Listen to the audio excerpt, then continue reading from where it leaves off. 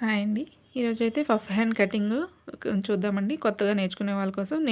చూసే ముందు మన ఛానల్ అయితే సబ్స్క్రైబ్ చేసుకోవడం మర్చిపోకండి. ఓకేనా? చూడండి, ఒరిజినల్ ఈ lining piece 1 metre, original blouse piece కూడా తీసుకున్నానండి. ఓకేనా?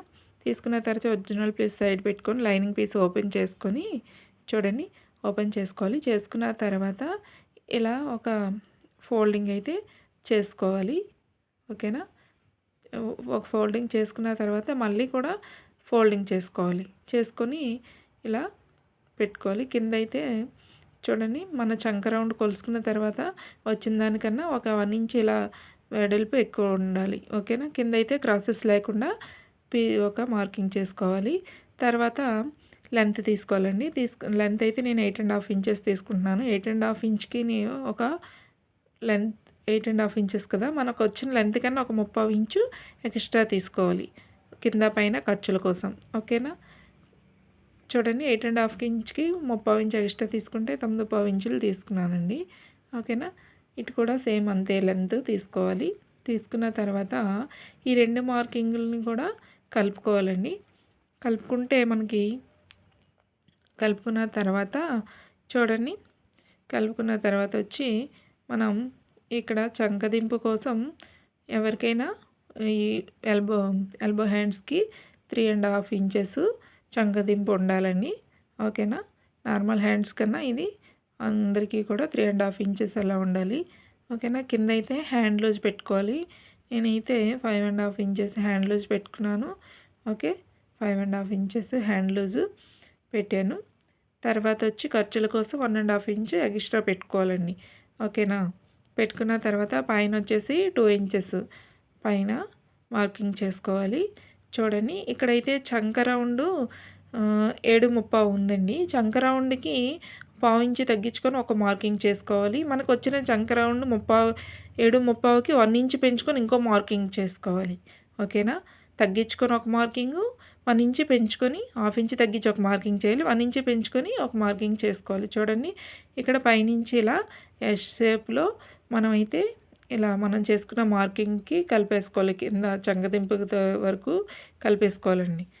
మనం చేసుకున్న మార్కింగ్ ఎస్ షేప్లో ఇలా మార్కింగ్ అయితే కలిపేసుకోవాలి. ఇప్పుడు సైడ్ ఖర్చులు మార్కింగ్ చేసేసుకున్నాం కదా, వాటిని ఇలా కలిపేసుకోవాలి. ఓకేనా? మార్కింగ్ చేసుకోవాలి.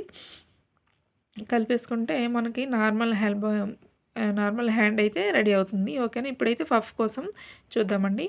పైన 1.5 ఇంచెస్ లెంత్ తీసుకున్నానండి.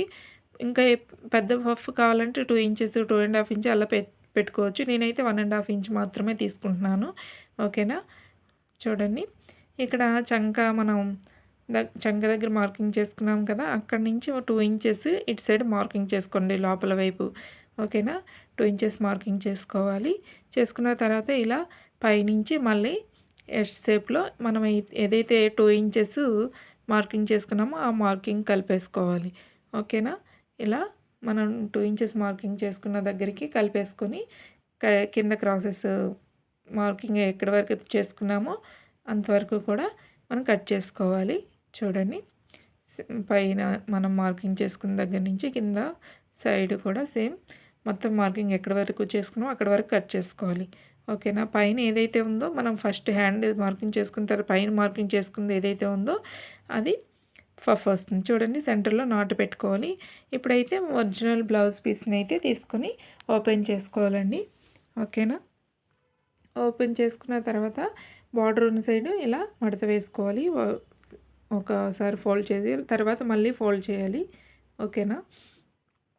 చూడండి, మళ్ళీ ఫోల్డ్ చేస్తే 4 ఫోల్డింగ్స్ ఉంటుంది హ్యాండ్స్ కోసం. చూడండి, ముందుగా కట్ చేసి పెట్టుకున్న మన లైనింగ్ పీస్ ఏదైతే ఉందో ఇక్కడ బార్డర్ దగ్గర తెచ్చి పెట్టుకొని కట్ చేసుకోవాలండి. ఎక్స్ట్రాగా పీస్ ఉంచుకొని కట్ చేసుకోవాలి. ఓకేనా? చూడండి, ఇలా అయితే కట్ చేసుకోవాలి. ఎక్స్ట్రా ఉంచుకోవాలండి పీసు. మనం కుట్టేటప్పుడు కుట్టుకున్న తర్వాత కట్ చేసుకోవాలి. సెంటర్లో ఈ పీస్ కూడా మార్కింగ్ చేసుకోవాలి. ఓకేనా? ఈ హ్యాండ్స్ కటింగ్ అయితే అయ్యిందండి. కుట్టడం నెక్స్ట్ వీడియోలో చూద్దాం. కటింగ్ ఎలా ఉందో కామెంట్ చేయండి. మన ఛానల్ సబ్స్క్రైబ్ చేసుకోవడం మాత్రం మర్చిపోకండి.